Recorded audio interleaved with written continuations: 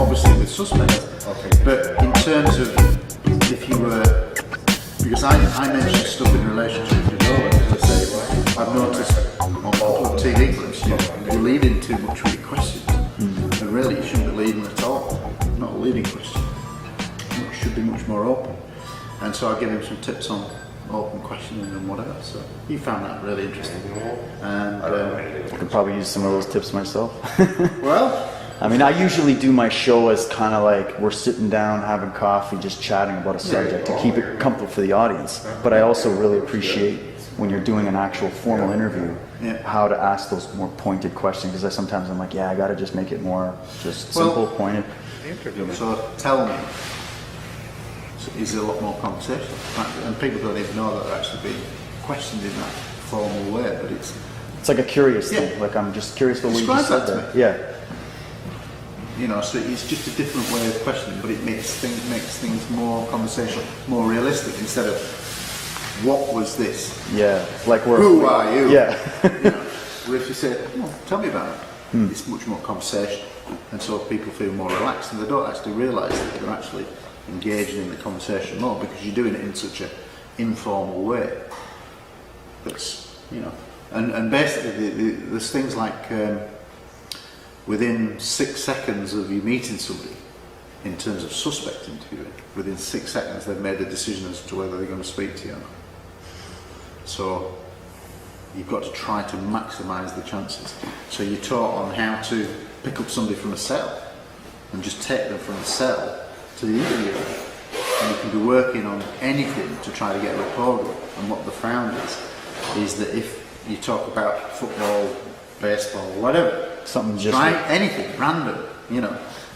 You don't open up with, "Were you there on the night of July?" What that does is it starts off a rapport that basically the interaction of humans is I talk, you talk, I talk, you talk. Yeah, that's the natural way of things. So it's not natural to put up barriers and say I don't want to talk. So if you start talking about something you're comfortable with, you're then engaging in I talk, you talk, I talk, you talk, natural conversation. So then when it comes to the interview room, if you've already had that kind of relationship, just for those few seconds, when you ask more difficult questions, he's going to find it that much harder to not answer to you because he's got used to answering to you. You see what I mean? Yeah. So it's little psychological things like that can make a difference. And it makes sense because I mean, even when you're meeting somebody for the first time, like if my wife brings me over to one of her friends' house and I'm just meeting the husband for the first time, there's always that moment where you're sitting down. So what do you do? What do you do? And it's like that. It's just we just start chatting about. There's always a little awkwardness until you find some kind of common ground, rapport, and then you're away. And it's like martial arts. We were talking about Bruce Lee. Ooh, straight away we've got a rapport going. That's right. Just within 30 seconds. Yeah. So there's lots to it, but totally different sides. Interviewing suspects to interviewing witnesses is completely different. Yeah. Different psychological approaches. But with witnesses, there's things like validation. If somebody says to you, I said, what time did this happen? Or 10 to 10. One of the things you should ask back is, you say 10 to 10, how do you know it's 10 to 10? And it might seem daft, but you throw it back at them because they'll go, well, I always go at 10 to 10 because my husband comes in at 10 o'clock and I always do it 10 minutes and I always look. So or it might even be a TV programme. Oh yeah, there's always a break at 10 to 10 and then I go stick the coffee on. And it might be a ritual for them. So when you're like focusing down, say if this was a murder, that key element of time can be worked down and be really precise, and we know it's precise because they always do this as a ritual. Well, every Friday night my sister comes round and she's always like 10 to 10. I always look. And then I guess on the other hand, if they answer something more obscure like, oh well, I'm pretty sure it was around that time, you can get a better. Then there's other approaches. Then you can go into, was it light, was it dark? You know, and start focusing on a bit. But what I'm saying is, it's like I spoke to a police officer and he said to me this huge triangular object, black triangular UFO, was the size of 3 football fields. And I went, 3 football fields? Echoed it back to him, echoing, 3 football fields. And he went, yeah, 3 football fields. How do you know that? And he went, because when we saw it, it was over 3 football fields. Oh, okay. And so I said, well, that's a great approximation of size, isn't it? Because it blocked out the sky and it was covered 3 football fields. Wow. How can you imagine an object just above treetop level, That big. that big, blocking out the sky, 3 football fields, no noise, gone in an instant. And then you'll ask that same question if you have multiple witnesses. Yeah. You'll find out if you're getting that same kind of description. And the thing is, the skeptics will say about police know better than anybody else, they make mistakes. Well, of course, everybody makes mistakes, and descriptions and perceptions are amazing differences. But the key story, which the skeptics don't talk about, is that basically, if somebody just ran through into this room and said, oh, sorry, I'm in the wrong room, and we saw him for 3-4 seconds, we'd have registered some things, and off the person goes. Now, if you then say there was 20 people in this room, they all saw the guy came in, and go, yeah, oh, sorry, wrong room, and he goes out, it's brief. If you then interviewed all 20 people, you'd end up with a situation where some would say, well, he's black, he's white, he's yellow, he wore a red top, a green top, he had a black glass eye, and whatever. You can get huge variances in that. But the key story is, man, into room, leaves room. That's the key bit. Yeah. And everybody gets all 20 see that. So that's the key story. So this bit about perceptions is, it does exist, and people's perceptions of an incident are going to be slightly different. But the key story is, man enters room, leaves room.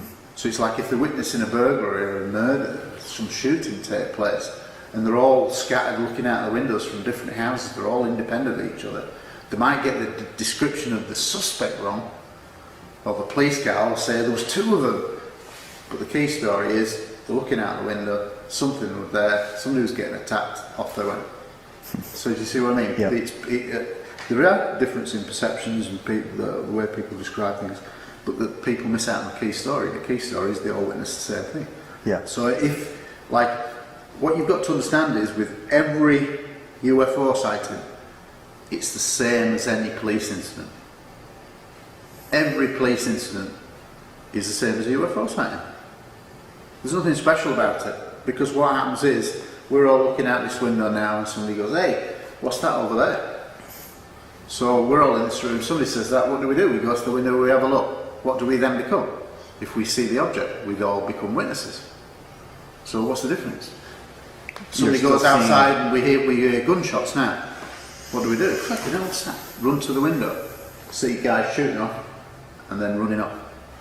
So, incident occurs, gunshots, we respond to the window, we then become witnesses.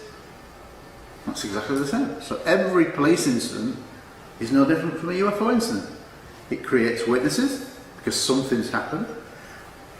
The witnesses have their testimony, usually in police terms, it's usually written down, which then becomes what's called documentary evidence. A piece of paper with your statement that you've signed is entered into court. Yeah? Until at a trial, what basically happens is, you've given a statement, and in the UK, they're not allowed to go in with a statement that they've given to you 3 months earlier, but they're allowed to read it to refresh their memory before they go into the witness box. And then what you'll have is the barristers, defence and prosecution, they will have the written statement in front of them, but you're not allowed to have that. So they will then question you about what you'd said in your interview. But basically, the nature of all legal systems and courts is, something is witnessed, a statement is taken, so the oral, me telling you about it, is transcribed into a written form that then is produced in court. This is the statement of Gary Heseltine, which is signed on such and such a date, and then you may be asked oral questions from it. So everything that a witness gives is transcribed into written form, so that's exactly the same. So going back to our incident, we hear a gunshot, we run to the window, we see a guy running away. Basically, statement's taken, Now if it's the UFO scenario, what happens? Somebody like me, as a researcher, will go out, take their statement. They'll tell me it orally, I take a statement, hopefully they'll get it to sign. Alright? But what happens if they take photographs? Go back to the shooting incident, we go to the window, somebody goes, mobile phone, fucking hell, get a picture of this. Or a bit of video. Well, that video then becomes a piece of physical evidence that we could produce in a court of law that's on that memory card that says, on such and such a day, I heard this shot outside, I rushed to the window, and I recorded it on my mobile phone. This is the memory card that has got that footage on it. So it's still classified as physical evidence because it's documenting. Anything becomes physical evidence. If I was to pick up this camera and whack it over your head, and 4 people over there saw me whack you over the head with this tripod, then that piece of tripod that caused your injuries would be exhibited as the injury weapon. If it killed you, it's the murder weapon. See what I mean? So anything physical. So literally every UFO incident is the same as any police incident. It produces the same thing. It produces witnesses, it produces evidence in the form of physical evidence or documentary evidence. For example, if you were stopped on the way home because you'd had too many beers and you caught drink driving, in the UK they do a breath test at the side of the road. You failed it, too much blood in your alcohol in your blood, so basically you get arrested, you then get taken to a police station, and there they have a big machine called an intoximeter where blow into this and it gives a printed readout. That printed readout is a piece of paper that produces documentary evidence in court to say that on such and such a day you were tested twice, once at the police station, and this is the printout saying you were 3 times over the limit. So that piece of paper is documentary evidence proving the case against you. Well, what happens in UFOs? Well, we might have telemetry data from a pilot encounter. We might have radar data. We might have ground radar data, airborne radar data. Well, that's all documentary evidence in printed form. And you combine that with eyewitnesses that are also not just... Which proves the whole case. Yeah, they're also trained observers. Absolutely. Like Observer Corps. Yeah. Yeah, they make instant recognition of aircraft in the sky.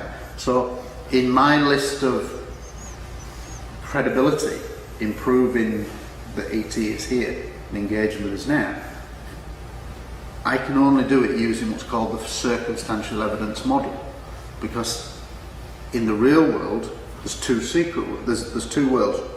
There's the secret world, which me and you will never have access to because we don't have the need to know, i.e. the military intelligence world. We will never have the clearance.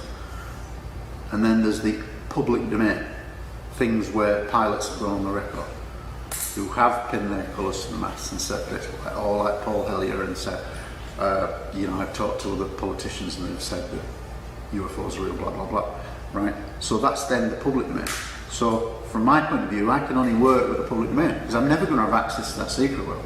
So you prove the case for ET by looking at the best evidence.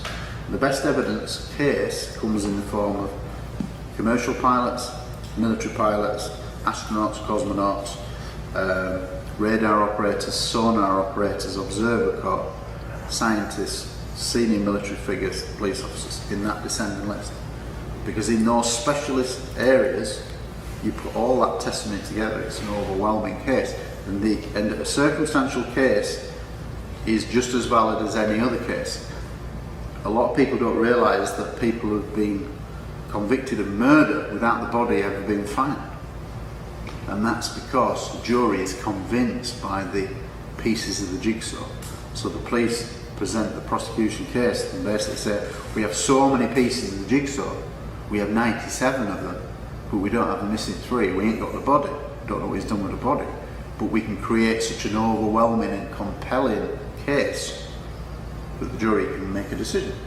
So if that's how they're doing it in a court of law to try people and their lives are on the line, why doesn't that apply to the subject of UFOs? Because UFOs is in a totally different field of its own, because there's so much at stake with UFOs. There's so much to lose by major corporations and governments, because the lie has been going on for so long. And, as I said earlier to Sydney, we were by the water, looking at the airport and the planes taking off. If we really did recover, as I believe we did, a craft in Roswell and other places, what would we do? We would try to re-engineer, back-engineer it. That's what we would do. And compartmentalisation of giving different companies a little piece of the jigsaw, unaware of each other in the loop, but you just get a little piece of equipment trying to make that work, unbeknown that all this is going on to all these other companies. So nobody has the overall picture except for a very small group, and eventually the companies start to get little bits working, and that's where we supposedly got the likes of fibre optics and the microchip from, is its reverse engineering. Well, if all of that was true, well, we're talking about technology that's way beyond ours, and we wouldn't be riding around in petrol-driven cars and jet engine aircraft, spending loads of aviation fuel, blah, blah, blah. So once the lie started, and there were probably very good reasons for the lie originally, because of the Cold War, the threat of triggering a Third World War, but there was probably a really good reason why it was kept secret initially in the 40s and 50s. But once they went over, and really the military industrial complex that Eisenhower talked about in his closing address, we must not lose control. I think we lost control a long time ago. And basically, now it's in the hands of corporate, multimedia corporate people and intelligence services. We've lost it, completely lost it. And they've created a secret world where there may well be man-made UFOs. People talk about the TR-3B, which is a huge triangular object, 600 feet in length apparently, a guy called Edgar Fouché. Have you heard of him? I haven't heard of him, no. He's a guy who's got military credentials that he can prove actually that he did, and he worked in intelligence. He said that we recreated, based on reverse engineering, we have in the late 70s, early 80s, huge triangular object that could make amazing turns, blah, blah, blah. Well, if that kind of technology does exist, we wouldn't need all this technology that we've got now. That you think about it, if we had that kind of technology from reversed UFOs all those years ago, we wouldn't need to have invested billions. All these aviation companies have spent billions and billions on what they thought was state-of-the-art developments on what is our new latest jet engine and blah blah blah, when really it was all academic. But who's actually going to admit to the fact that we've been conning you all these years? Because actually we have got this.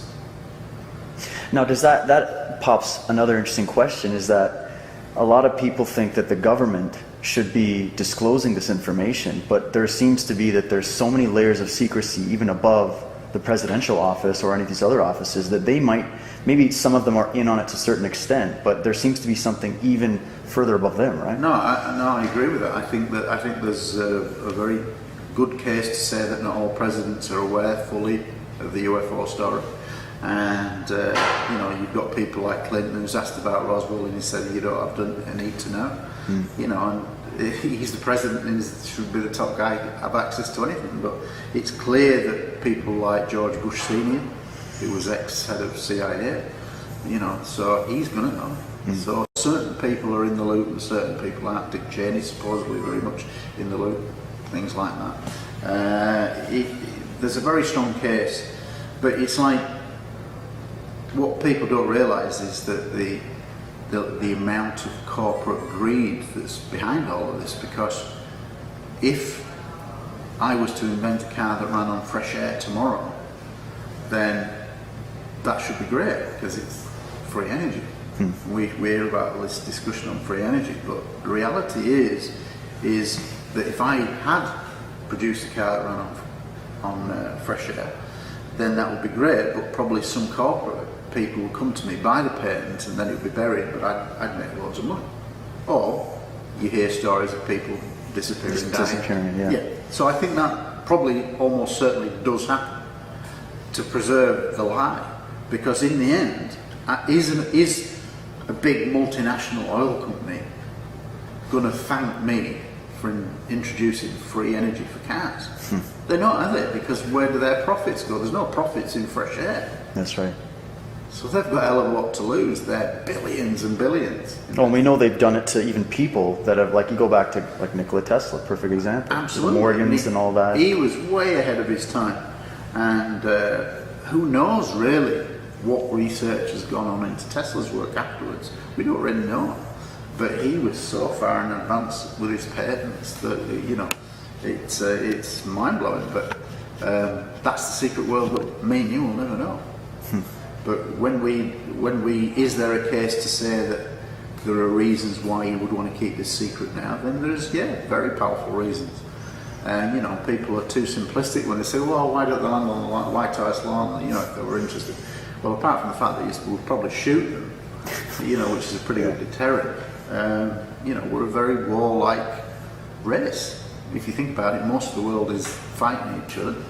And, you know, I don't think we're very good. We could solve our starvation problems if we really wanted to, but we don't. We spend it all on militarisation of space and whatever. So it's, you know, we get our priorities wrong. And I think there's very good reasons why multinational companies don't want this to come out, because it's not going to be good for them. But as and when it does break, and I was having a conversation a couple of days ago, and I say that within 10 years of now, it's more likely to break, because the general level of technology is getting such where we will capture that definitive piece of mobile footage that's not being CGI. We will get multiple witness reports of mobile footage from different angles, and we'll be able to, you know, put a lot more pressure on. So I think that, but also I think that it'll be mainstream. I still think it will be mainstream. I don't think ufology has any real power to change the future on disclosure. We all want it, but I don't think we can actually do anything, because the machine that's on top of it, through governments and through the media, downplaying and poo-pooing this subject, it's so powerful and it's worked so well for 60 years. Something else needs to change the equation. Well, I think the game changer will be when science admits that there's life on another planet, i.e. Mars, microscopic life. We almost had that in 1996, and then the big debate, but now lots of people are saying, and I've talked to reporters who've privately said, look, sooner or later, it's going to be, it has been proved that there's microscopic life on Mars, blah, blah, blah.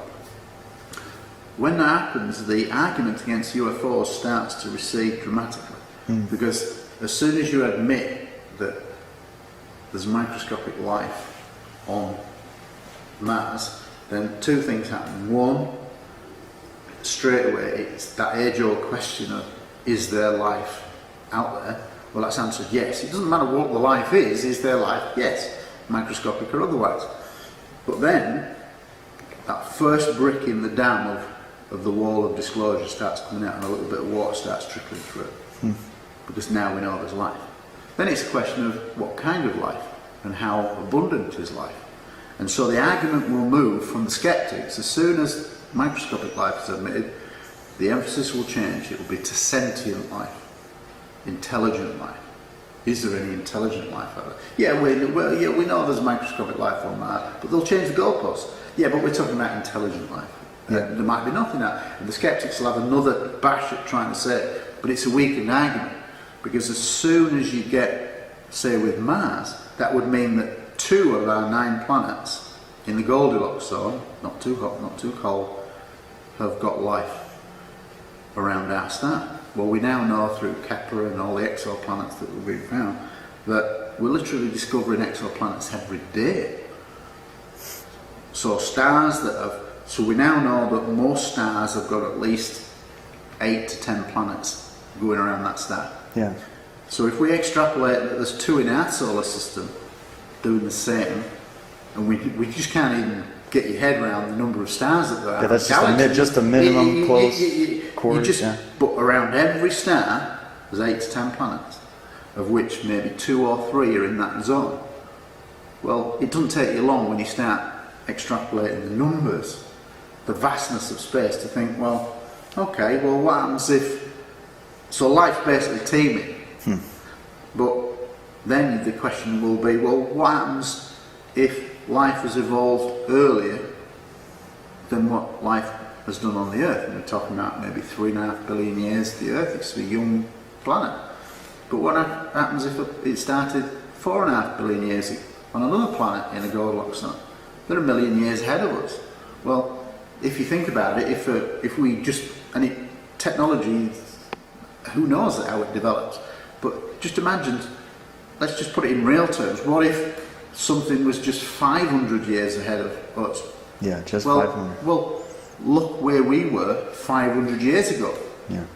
Now, if I got my iPad out and went to the Leonardo da Vinci, who was the greatest brain for hundreds of years, and gave him your iPad and said, work that out, Leonardo, he wouldn't have a clue, because the leap is too big. He wouldn't have a clue. It'd just be magic. And you couldn't do it. There's nothing he could equate to that. And that's just in 500 years. But what if it's 1,000 years? Look where we've just come in the last 100 years. Yeah. It's incredible. We can now watch the other side of the world through live TV. Even now, when I watch the Olympics, the World Cup, to think that we can see the other side of the world, and it's really happening. And that people take it all so for granted, but really, it's an incredible thing.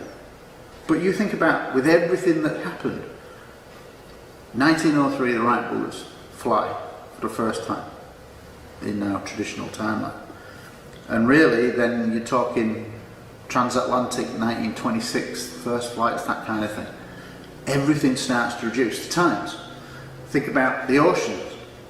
When we went from one continent to the other, it would take months and months.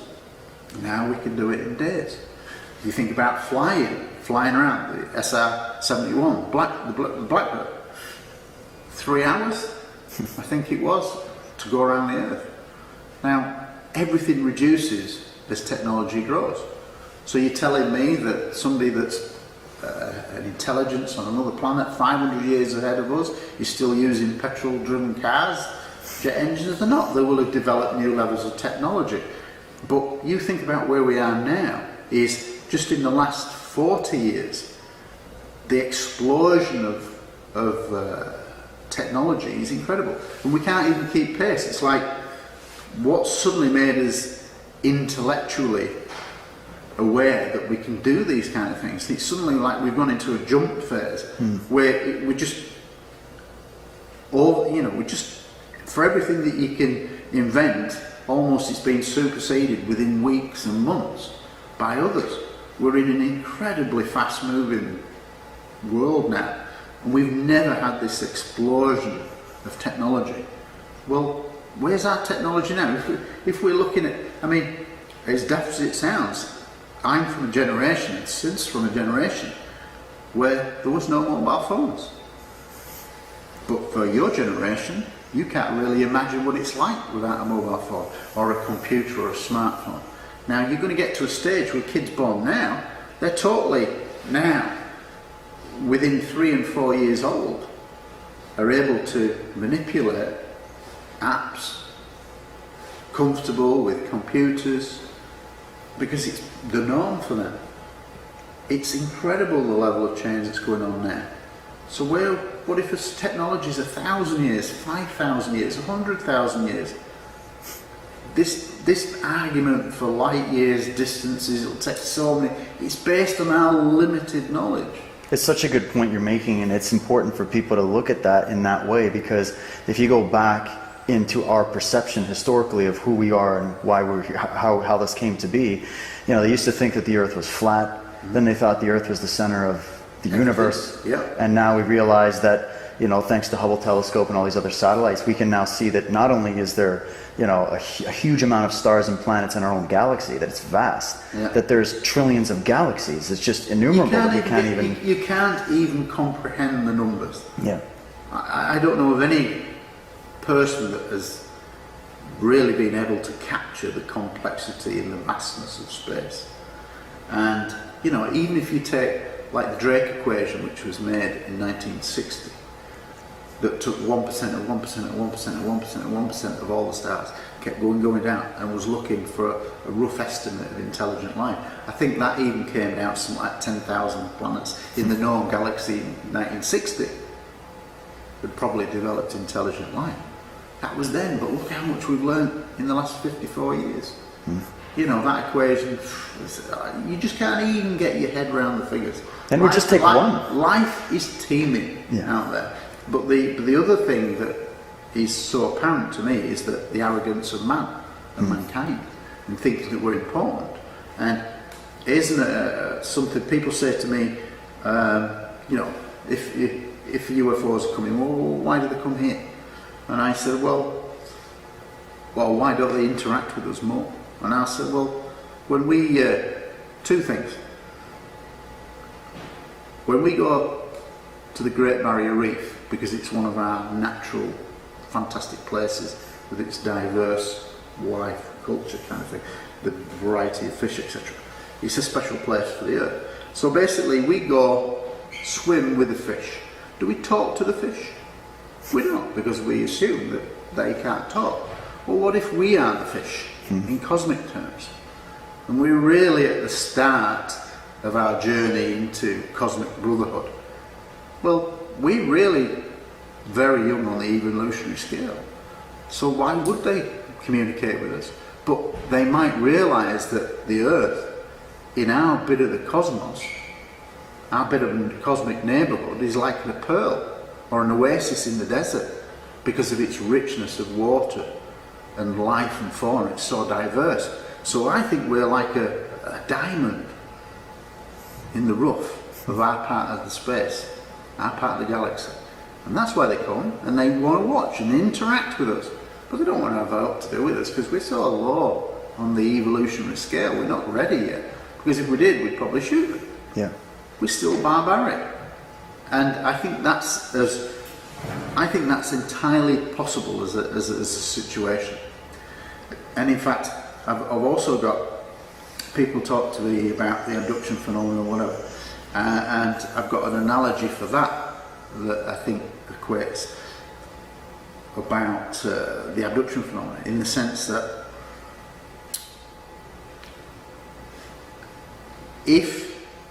have you got a garden? I do.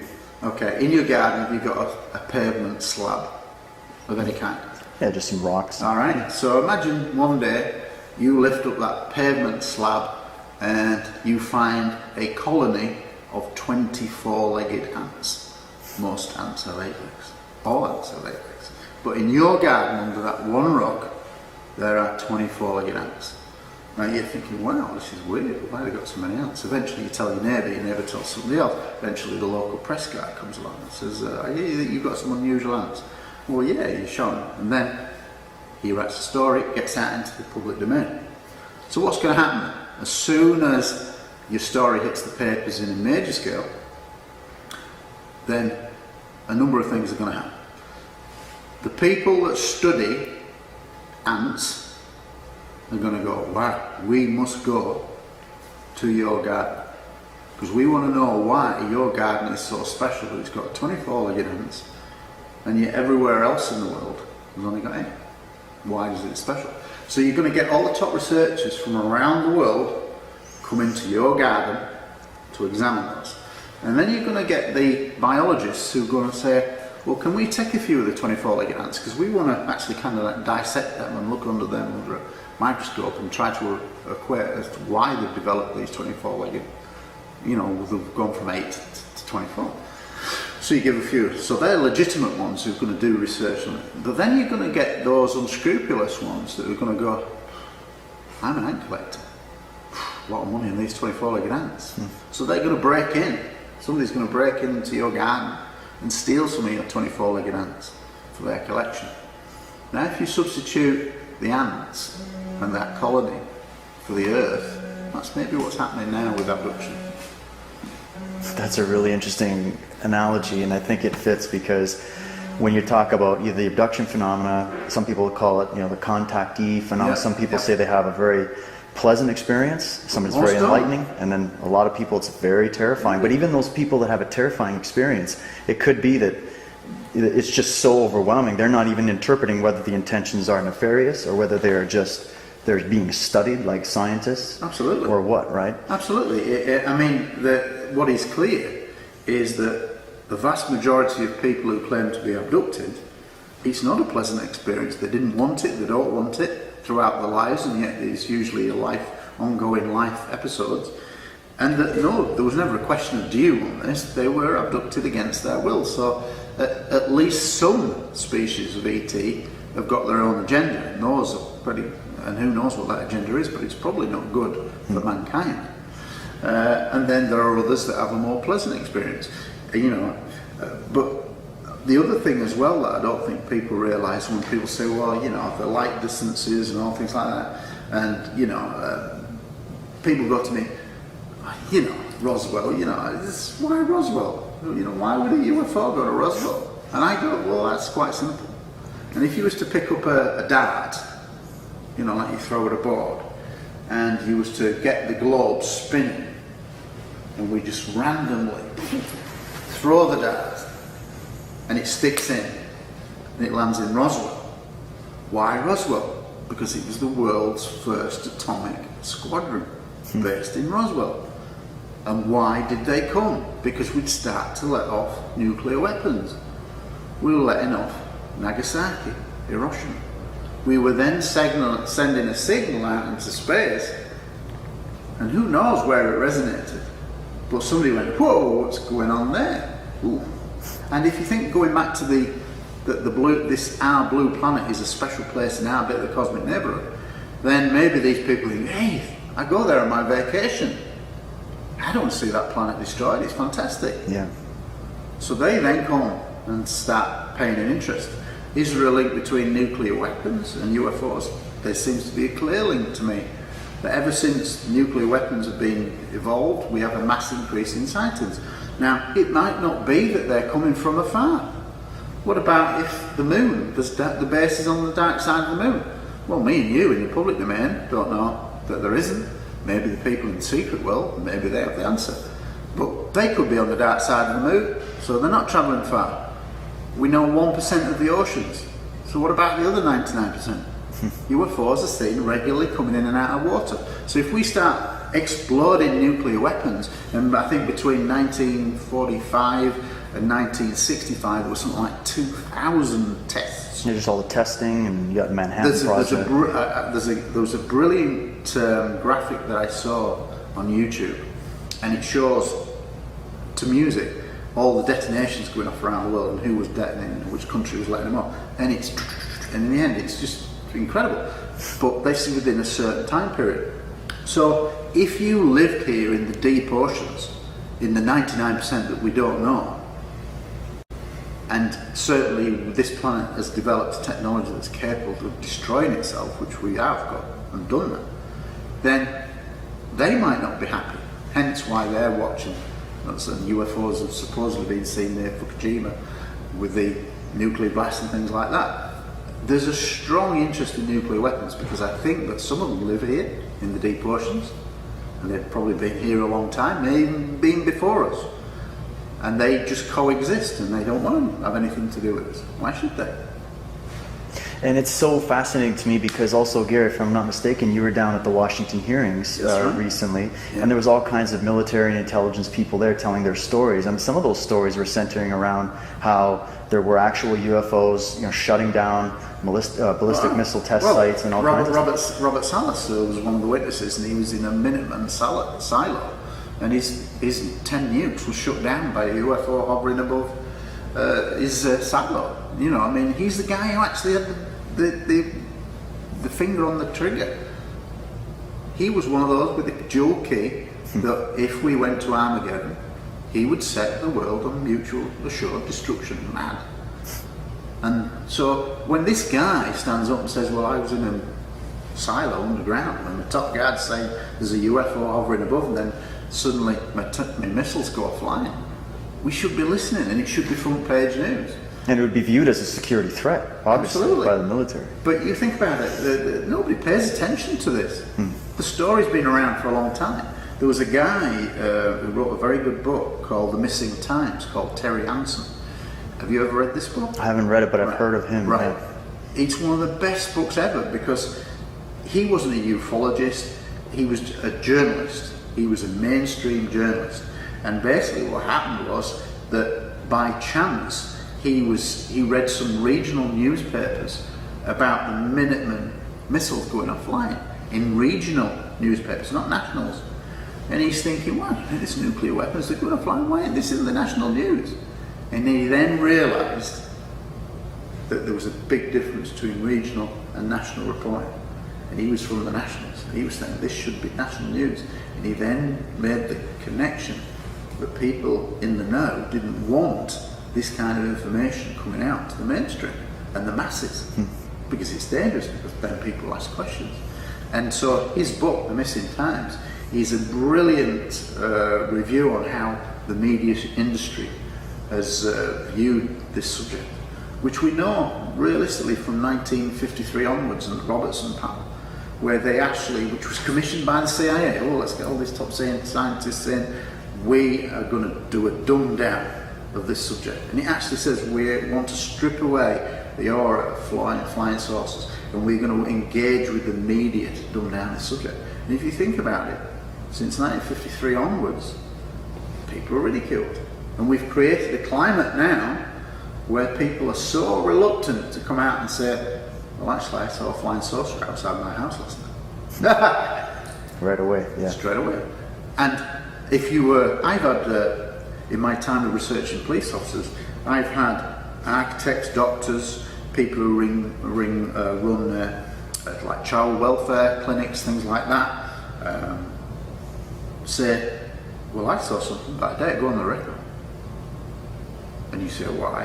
And you know what the answer is, and they go, because I lose my business, I lose me. And what a terrible indictment to society that we've created, that people who are having really extraordinary experiences, so few of them actually come forward and actually put their head above the parapet and say, I am so-and-so and I saw this. And that's an interesting point for people to consider, because when we were on tour with Richard Dolan, he asked the audience in every Canadian city, he's like, all right, who here has had a UFO experience? A lot of people raised their hand. It was like right across the board. Did he then ask the follow-up question? How many reported? How many reported? And it'd be like 1, 2, max. And then he was going off the statistics. He copied off me. Oh. That's what I do.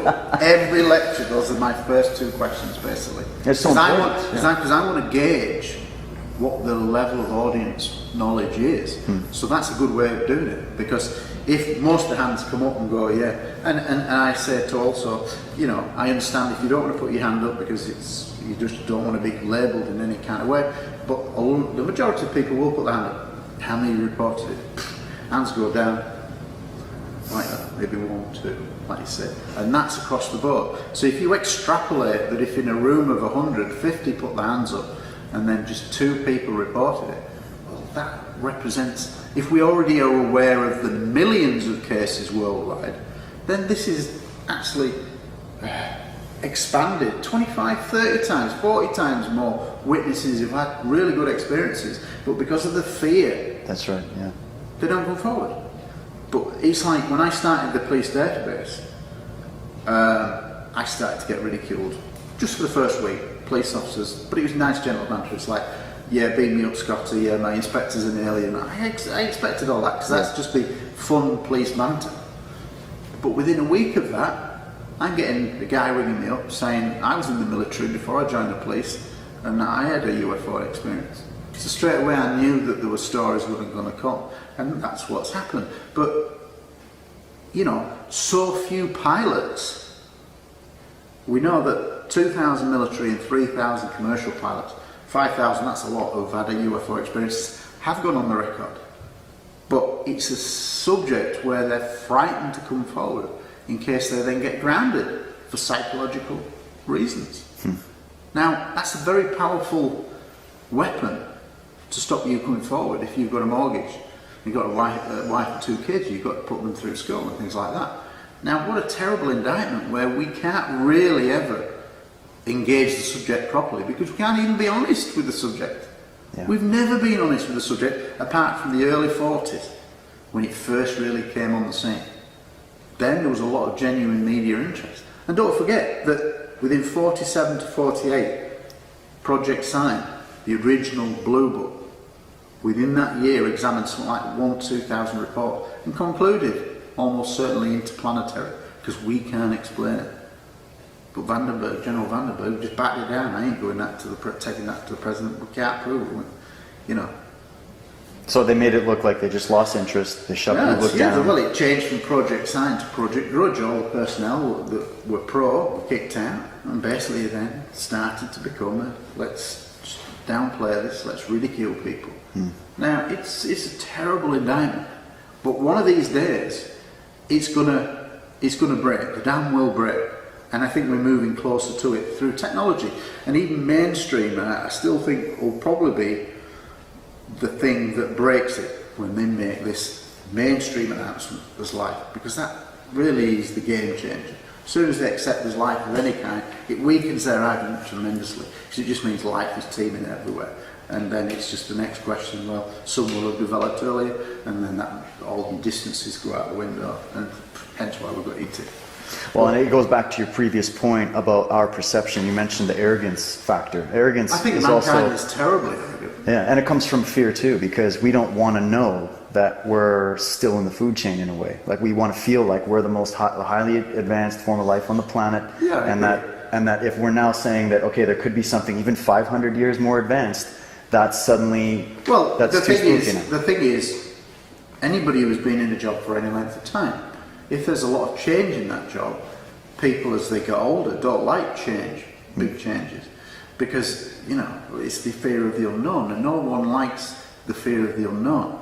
People like their comfort zone. Well, if Obama was to stand up tomorrow and suddenly say, well, actually, yeah, there are extraterrestrials, and yes, we've known about it for 60 years, but we did it, we kept it secret in your best interest, or what we thought was your best interest, because we thought it might panic you, blah, blah, blah. You might try saying all that. Well, certain people would be panicked. I don't think the vast majority would in this day and age now, because I think most people now, certainly people under 35, would probably think, yeah, they're showing me stars that can't be life out there. It's just a question of when.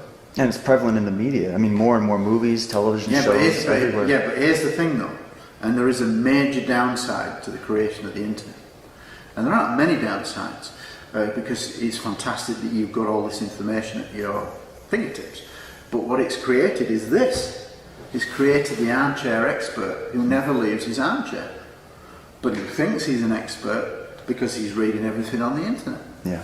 And I think they say that after porn sites, there are more UFO sites than there are any other search after pornography. So you think about it, but it doesn't translate, that interest doesn't translate to people turning up at your conferences that you organise. Instead of 300, you should have had 3,000. In the 40s and 50s, when people did lectures, when it was really popular, they were getting thousands, because the subject was much more open. But now it's been driven almost to a point of being underground or frowned upon if you believe in this. If you've got the guts to stand up and say, yeah, I'm interested in this, let alone having a sighting of your own. So I guess that's because of the years of stigma. That's what I'm saying. We've had 60 years of stigma that's created this, and the basic reasons why people don't come forward are primarily ridicule, and two, perceived risk to their career. It's why most police officers don't come out and be named if they're still serving. If they're retired, they're happy to be named. They've got the pension. Yeah. But if your job is on the line, or you fear that you're going to get labelled a UFO or not, and you're not going to get that promotion that you're after, and who knows what's said behind closed doors, don't give it to him, he's not. Then you have a problem. And so that's a very real problem. When you have architects who are world recognised in their own fields, but are frightened to say I've had a UFO experience because they might lose a contract, because they might suddenly be deemed crazy. Can I ask a question? Yeah, go ahead. You're saying the seat so you can re-ask it if you like, but basically, you're a 20-something year police veteran detective. Almost 24 years, yeah. 19 years as a detective. What is, from your evidential point of view, the most dramatic, interesting, exciting case that you have explored? Tell us about that. Well, personally, the case that I've explored in great deal is the Rendlesham Forest incident, the Bentwaters instance as it's known in the States. And that's because of my kind of unique perspective on it. Between 1983 and 1989, I served in the Royal Air Force as a police officer. And for 3 of those 6 years, I served on 2 nuclear bases protecting nuclear weapons.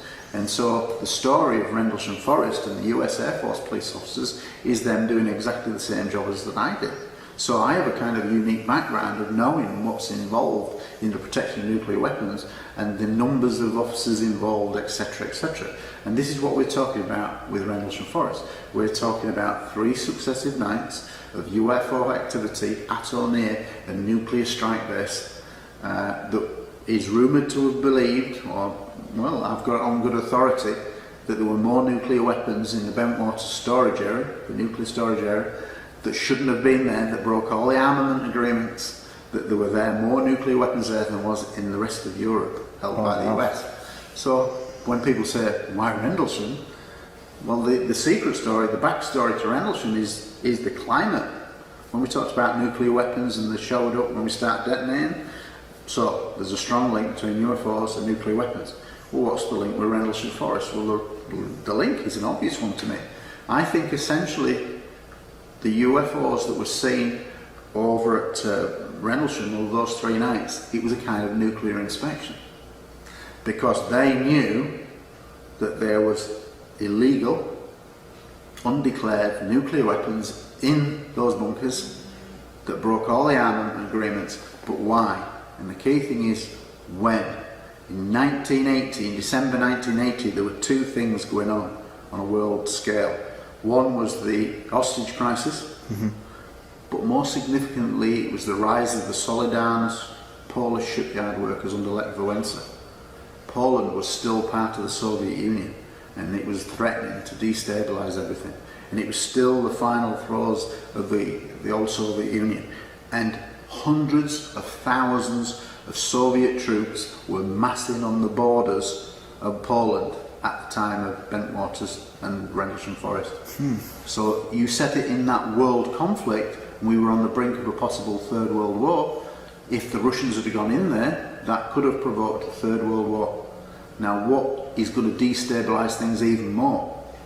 A mass arsenal of nuclear weapons that have not been declared, that shouldn't be there, that may play a part, and they don't want to see their environment, live in the oceans maybe. That's their habitat as well, and hang on a minute, we're on the edge of the World War, we could all go bandy and everybody could die. So is there any reason why they come up and are sending beams down that have been confirmed by Charles Holt, that when he turned his radio frequency to the tower of the storage area, the guy in the tower saying there are beams being shone down into the bunkers by a UFO. This is a major, major story. Why? The beams weren't setting them off. They were scanning. It's clear to me that they had become aware of this massive nuclear weapons that shouldn't have been there. And there was also a smaller craft, almost like little, like surveillance craft type of thing seen at that case as well, right? Like there was that little triangular craft that's described. That's on the previous. That's 2 nights previous. Okay. All right. So the first night is essentially lights seen 300 metres from the perimeter base. Men go off to investigate. Eventually, 2 of those officers come across a landed triangular craft in a small clearing. Second night, the shift commander is so traumatised by an incident that she's seen that she goes off sick, and that's Lieutenant Bonnie Tamplin. We know this has happened. We don't know the precise details because she didn't go on the record, but we do know from other officers that were on duty that night that one officer on the East Gate, Laurie Bowen, saw an object going down into the forest. This is the second night. So she reports it in.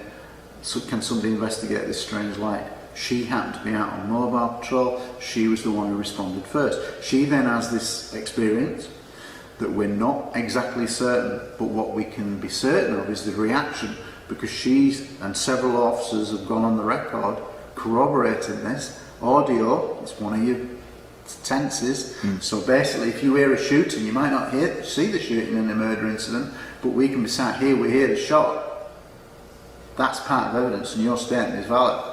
Yeah, so yeah, I heard a shot, 2 shots or whatever, and all the 3 people, at least 3 people who were on shift at the time, have heard her come on the radio screaming, help me, help me, help me, get me out of it, get me out of it. So something dramatic happened to her. And what's rumoured to have happened was that a blue ball of light has approached her Land Rover vehicle, stopped in front of her, tennis ball size, freaked her out and gone out through the window. But the point is, we've got corroboration from multiple officers saying that she responded to a UFO being seen dropping into the forest, so that part was visual, Laurie Bowen. She's responded, something dramatic happens to her that is so traumatic that she's screaming for help.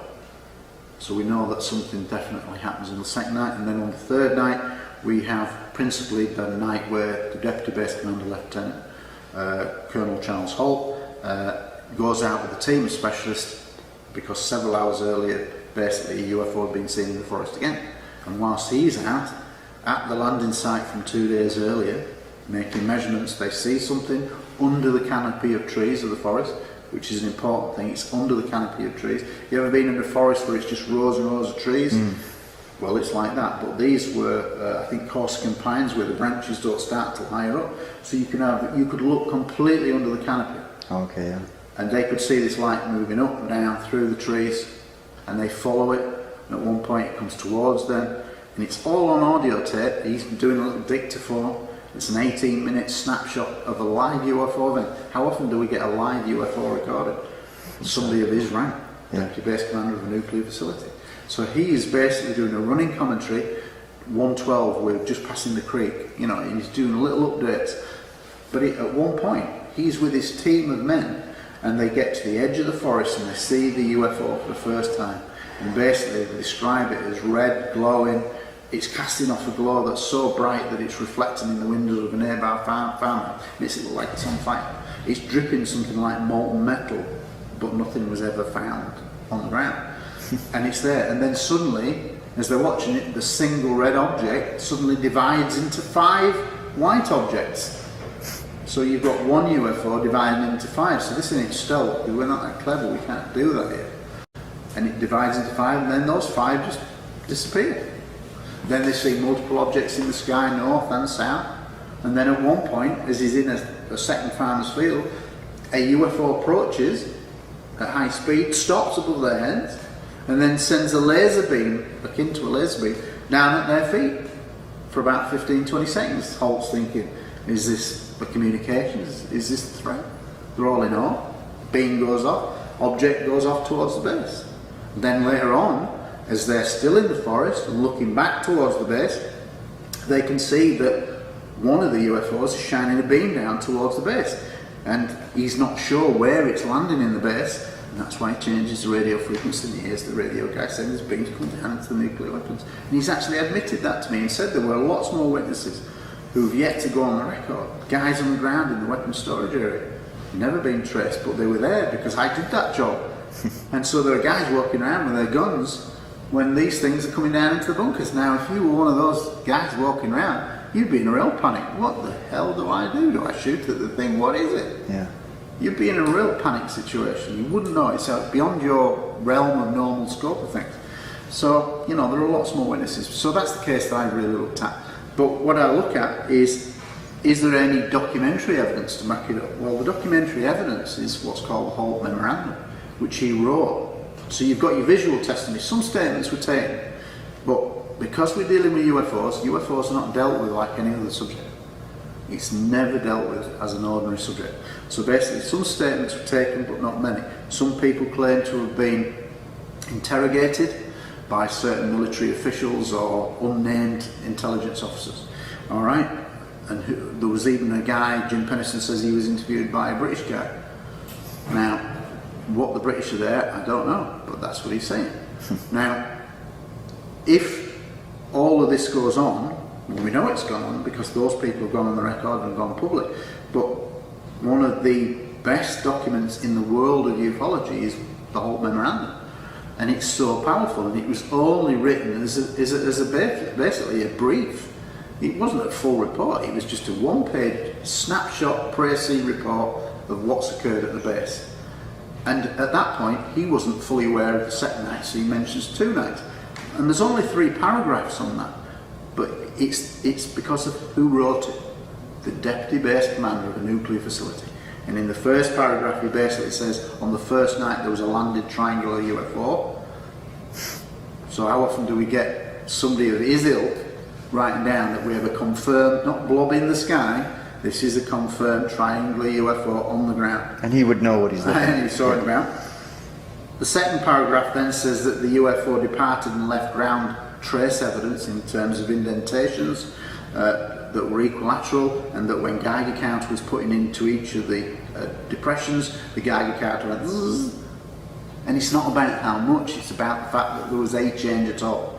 Yeah. So something spiked when it went in there. Alright, so there was an increased background radiation of about 7 to 8%. But it doesn't matter. It's the point is what made the background radiation change just in those precise areas. There was also broken branches, there was a blast area, because the object had obviously punched its way out through the trees and maybe punched its way in through the trees and broken off branches. So you've got that as physical evidence. Soil sample was taken. Holt still got a soil sample that he never has had tested. And I don't know why he's not had it tested, but he still says he's got a soil sample. Probably no good now. But what I'm saying is, so in the second paragraph you've got trace evidence on the ground. First paragraph you've got admission that there was a landed triangular UFO. And in the third paragraph, which to me is the most devastating one, because he says, well, I actually witnessed multiple UFOs myself. And this is the deputy base commander. And yet here's the conundrum. He sent off to the MOD, never heard another thing. Ministry of Defence sent off to British. He didn't want to write it because what was he worried for? He was worried that he wouldn't get his full kernel. Absolutely. He eventually did, but if that was his genuine concern, I'm caught up in this, what's going to happen to my career? Even though he's doing his job. Even though he's doing his job, he finds himself in these unique set of circumstances, and he feared for his career, so he didn't want to write it. And he was told, look, this has happened on British soil, Americans have washed their hands of it, basically, it's a British problem, right off to the Ministry of Defence, because it's happened on their jurisdiction. So he reluctantly writes it 2 weeks later, but never hears another thing. And within minutes of that case becoming public in October 1983, when there was a big double-page splash in the News of the World, a big newspaper at the time in Britain, announcing this story, and they had a copy of the Holt Memorandum, and it was UFO lands in Suffolk. That's official, based on the Holt Memorandum. Within minutes of that being mentioned in Parliament, they were saying it was of no defence significance. Well, how can they come to this conclusion? Well, the reality is that the Ministry of Defence has always followed America's lead. America is the most powerful and most secretive government in the world on UFOs. They own the subject of UFOs. In every major case around the world, the Americans turn up. Why? I don't know, because supposedly in 1969 they quit the subject. But that was just the public phone, it was bullshit. And we've had that happen here in Canada. We've had many cases where they show up and the Canadians are there, they're like, what do we do? And they're told what to do by the Americans on Canadian soil. It's really interesting. So they run the subject. And because of Britain's historical relationship with America, our special ally, as it were, we've always followed the same lead. So Britain are one of the most secretive governments in the world on UFOs. So we basically do whatever the Americans say. And so it's no surprise that if Americans were, doing down and embarrassing people and trivialising the subject, that the Ministry of Defence did the same. So straight away the Ministry of Defence line is there's never been a case in Britain that's been defence significance. Well, it's ludicrous. Even if you get a UFO hovering over a bulk fuel installation, that's a strategic key point in war, bulk fuel installation, petrol station, because that would be in a domestic war, something that you could blow up that would stop you getting your trucks filled up. So, so UFOs have been seen over submarine bases, nuclear bases, and it's nothing of defence significance. Beams coming down to weapons storage area, well, they don't even admit that that's happened. And it's like, just non-entity, we can't say that. Even when you get cases, even under the release of the MOD files that's gone on, that went on for about a 5-year period in the UK. Most of it was low-level mundane, nothing really good in it. but occasionally you'd find a good nugget. And one of them was the Milton Torres case, which was 1957, where there was an American pilot, Milton Torres, who was flying an American Super Sabre over the Suffolk area, which is the same area as Rendlesham Forest, coincidentally. And he's vectored towards a radar confirmed UFO, and then he's given authentication codes to fire his salvo of 24 rockets at it. Now, if there's nothing to this subject, why are we telling a guy to let his 24 rockets off for something that's made up of Looney Tunes? Don't add up. So whatever happened then in the Rendlesham case? It took place over 3 days, 3 nights. over many groups or divisions who were on guard per day. You basically Multiple have people. Whatever happened with all these witnesses and evidence? Because it's documented. Part of it is documented. The real problem is I don't think people knew how to deal with that kind of incident. Most UFO sightings might be one sighting near a military base, but this is a whole series of sightings. And I think there was damage limitation came in there. And I think that's why there's at least 5 people who have admitted, 5 officers who've gone public, who have admitted that they've been interrogated at long length. Some of them have admitted that they've been given sodium pentothal, true serum. Some of them have said sodium amethol, which is another kind of true serum. Now, so you've at least 5 people gone on the record saying there were interrogations. And basically, the interrogations are, tell us what you saw, like in the case of Jim Penniston. Show me the drawing. Draw it again. Draw it again. Now, they're not saying that he's not seen something. They just want to get as much detail from him. Draw it again. Draw it again. And he was getting fed up. Draw it again. There are clearly is an agenda that wanted to downplay what's happened there, because if this came out and hit the public in 1980, bear in mind it didn't come out until 1983, so it didn't come out at the time, but they thought it might. So I think military personnel came in and tried to downplay what happens if, and then we end up with a situation which Holt has always said that one of the witnesses, Larry Warren, who's the original whistleblower of the case, his story doesn't gel with many of the others, which has caused a lot of infighting. I think that was set up deliberately. Holt says that, and Larry Warren will say that he was interrogated at length, given drugs, taken to an underground facility, and he's not sure. He believes passionately in the version of events that he tells, but he can't be certain because he knows his mind was messed with. Holt says Larry Warren's mind was messed with. So if that scenario was done, it was done to give Larry Warren a false information story. So if it ever did break, it's going to be on the same night as Holt's good night, when he's out there with his team of specialists, and he's the deputy base commander. We've got to have something to negate this.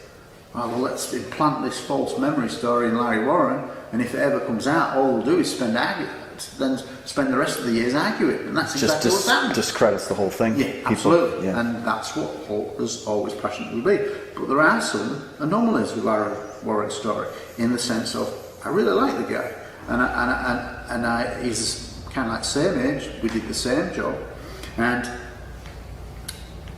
in 1988 he goes back there for the first time with his co-author of his book, Peter Robbins, who wrote a book, Left at Eastgate. And here's the interesting thing, and regardless of personalities, Larry Warren, Peter Robbins, they recovered some soil samples, but initially when they go back there, Larry Warren has not been back for 8 years. He then gets to the edge of the farmer's field and he says it was there where he had his experience. Yellow fog, red light coming over the yellow fog, explodes into a shard of light, and then there's a landed craft there where the fog was. That's what he says has happened, and he said that the soil was discoloured. Now, they took some soil samples. Initially, they didn't take enough soil samples to have it chemically analysed properly. So they went back 2 years later in 1990, same area, got this discoloured soil, and they sent it off to a forensic lab, of which I've got copies of the report, and that Peter supplied me. And they basically say that this soil, they took control samples of the inside, the discoloured, and then control sample outside of the area where the soil was a different colour. And basically outside the soil was normal, you put water on it, it absorbed water, normal. inside the soil had almost been turned to silica, which is like glass. It had been irradiated in some way and wouldn't absorb water. So there's a strange anomaly in the area where Larry Warren supposedly had his implanted false memory. We have a piece of physical trace evidence that it wouldn't stand up in a court of law because it's 8-10 years on. There's no chain of evidence. Yeah. But it's an historical anomaly that when that soil in the area where he said it happened has these really strange results, anomalous results. So is it a false memory? You know, so it kind of asks that question. But I certainly think that the Rendlesham Forest case is a case that I got involved in because of my background, and I engineered it myself in the sense of the History Channel, the US, Bill Burns and his team were coming over and to do about police officers, and I said, well, you can't just be coming over to see me. And they said, oh no, we're going to do Rendlesham Forest. I said, who are you bringing over for that? And they went, oh, Charles Hall. I went, oh, I'd like to meet him. Why? Told them the story, and that's how we got together for the first time. And I was lucky enough when I met Hall to spend like 3 hours while the film crew was out in a pub chatting about the case, and it was like me, if you like football, it was like me meeting Pele and asking him questions, right? No kidding, yeah. And he bounced everything back. I didn't get the impression he was lying, and he was very open. And I said to him at the end of that, would you let me write a film script about it all? And he said, well, nobody else has done that. People had muted books and whatever, but it had not happened. So that's how I began my collaboration with Hull. And it was something that is passionate to me because there is so much disinformation put out in the British media about this case. And there's some real anomalies as well, in the sense of, if you, as a UFO researcher, came up with a great piece of factual evidence, and you went to the top newspapers, the national newspapers, oh, this great piece of evidence, brilliant witnesses, could I get the story in the paper? No. They won't pick it up. I've tried that. But if a guy stands up, who's a farmer, and says, I was lighting some manure in the woods, and that's what what they saw. They'll pull that guy in. Yeah, they put that guy in, and that guy, his story that was ludicrous went viral around the world. And then you've got another guy who was an ex-US Air Force policeman who had been at the base, saying he was driving around in an old police car with his lights flashing. And that's what caused it. That went viral. And it makes no sense, because the ludicrous don't stand up. But the real evidence that you want to put out there can't go anywhere near it. Isn't there a tape of Holt going through the woods? Yeah, there's where an he's 18-minute recording tape. the experience Yeah. as it's up. Tell us about that. Well, it's an 18-minute tape. It's a snapshot of events. He had a little dictaphone because he used to use it for meetings, raise a letter to Brigadier so-and-so, that kind of thing. And he basically went out there and he recorded through the live event a segment of incidents. We're at the landing site and we're taking measurements, kind of thing. And then at one time he's saying, we can see this strange red light moving through the trees. It's like a red eye with a black centre. It's like winking at you. It's shedding off molten metal, or what appears to be molten metal. It's going up and down through the tree. And then there's the other sequence where he goes, well, it's coming towards us. A beam coming down at the feet. You know, how often do you get a snapshot of a live UFO event? And that's what he did. So this is why it's all, that tape is a piece of physical evidence that you could hold up in a court of law. And this is why I say, when I look at things through evidentialised, is what would stand up in a court of law. Well, if this was going back to our video sequence that we recorded the man shooting the guy outside the window here, that video recording that you made on your mobile phone of the shooting outside, wow, what a piece of evidence that is. That is then held up on such and such a day. He took a video recording of this incident where Mr. Smith got killed. What a great piece of evidence that would be. Well, that's exactly the same. So we have a live UFO event, and yet in the 50, 60, 70 documentaries made since the case became known in 1983, everyone talks about a lighthouse as being responsible. What? And without showing all the evidence of They how it don't actually show fits. Yeah. all the evidence. And I was saying to Sid earlier, last year I took part in 2 British documentaries, and I gave them an exclusive each time to test them would they put it in. In the final edit, it's not in there. I showed them the spot where Holt is in the setting farmer's field, because I've been with Holt and gotten to retrace his steps. Don't you think that an investigative journalist should have been doing that for the last 20 odd years? Yeah, absolutely. Well, let's take you around, let's recreate the timeline. Nobody had done that. So I'm there, and Holt says, this is the field where the beam came down. Wow, the whole case centres around.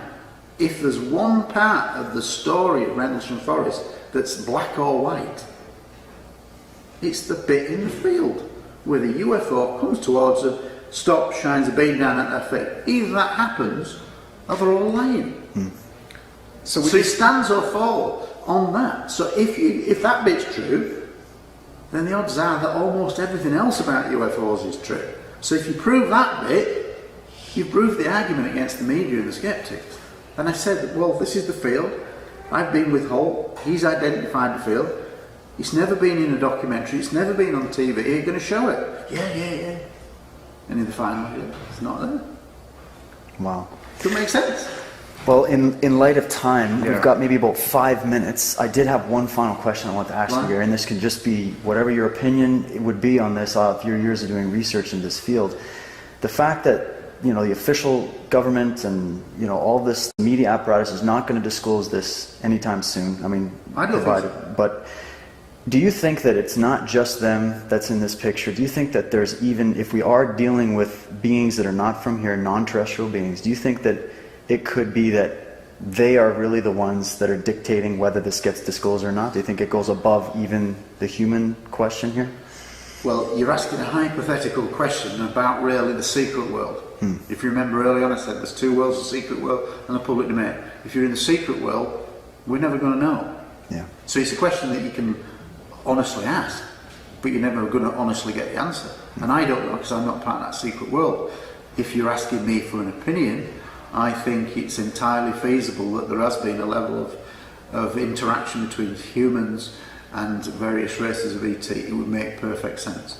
But to what that level is and to what the agenda is, I think that's an entirely different thing, because if you think about it, the abduction phenomenon is usually done against people's will. So whoever's doing that, ET-wise, their agenda is probably not our agenda. The question is, have they been allowed to do it in exchange for perhaps weapons technology? Yeah, could I there be think that, deals? and I think that is entirely feasible. America, supposedly the only world superpower now, although I'm sure India and China would probably say otherwise. But America, and on what basically people have said, even the British government have said, through Nick Pope, who worked at the MOD desk, he said that whoever got their hands on alien technology would be then the most powerful people on the earth. Well, we know that the US are really into this subject, so it's almost certain that they did and have had some interaction with aliens, and that they've probably, not once they sold the soul to the devil, but they've probably said, well, if you give us that, we'll give you that. Yeah, you can take a few cattle, you can do mutilations, we'll turn a blind eye. But that would give another reason why mainstream government, military don't want to admit that that kind of interaction has gone on. I mean, that's just a personal opinion. I think it's entirely feasible that there has been a level of interaction and probably a level of agreement on how this subject is kept down. And it may well be that the various ET races don't want to come out the closet, because then they're going to get a lot of people saying, we don't want you doing animal mutilation, if it came out. So there's probably very good reasons why that might exist, but is it happening? Probably. But are we ever going to know? Unless there's a full disclosure, we're never going to know. It's just a hypothetical question. Absolutely. Well, Gary, I'm sure we could talk for hours. I'd love to do a follow-up Time with flies you. by. Absolutely. Anytime you want. I've definitely been having fun and really appreciate the work that you do. I want to encourage you to keep doing it, and I'd love to stay in contact. And I wanted to give you the opportunity to tell the audience any websites or any projects or books or anything you're working on. Well, thank you for that. Well, the main thing for me is that I'm not in it for the money, which sounds corny, and probably people think, yeah, but it's not. For me, it's the passion. If you get anything about me, it's about the passion for the subject. And what I would say in my 12 years of research till now, perhaps 4 or 5 people, of all the people I've spoken to in this field, witnesses, members of the public, are crazy. But you're going to get that in any subject. But the vast majority of people are honest, hard-working people who just got caught up in a set of circumstances and are just looking to talk about it first without being ridiculed and kind of like looking for answers, which they're not ever given. Now, such was that kind of research that I was doing that as the years went by, I felt myself drawn more and more to wanting to get involved in a public way. So eventually I created the database for police officers, but as I've been doing that, and I've got to know the top researchers around the world, something again was compelling me that you want to do this full time. So I then took the decision in 2012 to retire in 2013 with a view to launching what I want to be is This an English camera's speaker. finished, so we've got just this camera. So if you're going to give your Alright. website or information. So basically what I wanted to do was create an English speaking magazine, English language magazine, e-zine for smartphone, tablet technologies, which people are happy to read now off the screen, which 5 years ago they weren't, that had all the best researchers giving their time. So I then started to approach all the top researchers who I respected and said, I'm going to retire, will you give me articles for the magazine? And they've all said yes. And so we started a year ago, and now we're into 16 countries, and the people that's wrote for the magazine, Robert Salas, David Hastings, Steve Bassett, AJ Javard, Peter Knudsen, Bill Chalker, Mary Rodwell, all the top people in the world are giving their time freely. So it's UFO Truth magazine, so I have a website, and I just want to put it over in this evidential way, because I'm not trying to reach the people who are already converted and are open-minded. I want to reach the person on the street. Well, for me, you can't reach the person on the street by going to them and saying, do you believe in alien abductions? Because they'll run a million miles, because it's such a big paradigm shift to do that. But you can reel the people in by talking about pilots, police officers, ordinary people who've had sightings but who are deemed to be credible people in society. So that's my scope of the magazine, is to talk about the evidential things, which is the only way I can look at the subject as a former police officer, look at it through evidential eyes, hence why it's called UFO Truth magazine. And these people are giving their time freely for the magazine, and you know, so far so good. Everybody says it's in many ways the best magazine in the world already. Now, the question is spreading the word. And the other thing that makes UFO Truth magazine a lot different is that in the mission statement, and it's in every issue, is that a third of all monies that come in through subscriptions are ring-fenced for UFO causes. So in the time that we've been going, it's paid for one conference. In England, it's paying for the second conference, the speakers, hotels. It's given contributions to Simon Sharman with his cosmic whistleblowers, the last Roswell dig that you may be aware of, giving contributions to that, grants to Lloyd Pye before he died for his sickness and things like that. So the idea is, the bigger the pot of money will be, if we can get enough subscribers, a third of all monies, who's going to give away a third of their profits?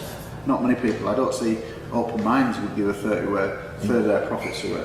But I'm not bothered. I want to try to make a difference.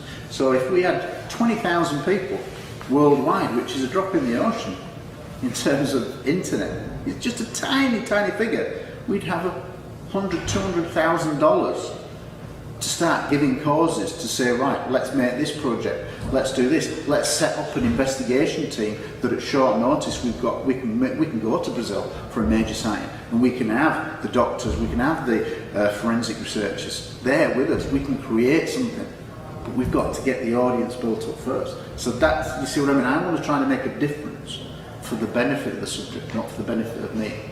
In the end, I've still only got 2 arms and legs, and I'm getting old, and I don't need a flash card. And it's www, what is it again? It's www.ufotruthmagazine.co.uk. Couldn't be easy. But buy into that concept. 20,000 people. What happens if we had 50,000 readership paying $20 a year kind of thing? Then you're going to get a third of all that money, all that big pile of money just sat there. We can only have so many conferences. But I want to put it to use by doing something positive. So if there's something that we can get on, can you imagine if we had a response team that were 5 people who were all dedicated in certain fields, cameramen, we could have a team and we'd have the finance to just say, right, we're going right to the sharp, start gathering the statements, start getting the forensic evidence, and kind of making proper investigations with people who've got those skills. We could start making a difference. We could get there quick, and we'd have the means to do it. So you could, the sky's the limit. In theory, the sky's the limit. 10,000, 20,000. It's a drop in the ocean when we talk about websites going viral. How many hits do you get on YouTube? You go anywhere from 500 to 50,000, depends on the video. Well, you think about this. What I need is the video of this interview to go out and go viral. And then all those millions of people who view your sites are suddenly going to become aware of me and what I'm trying to do, and start thinking, I'll buy into the concept of this. And for a few, 30 odd pence a week, you're going to buy in, but it will give so much. Because if we had 500,000 people just sign up tomorrow, then you're going to have a massive wodge of money.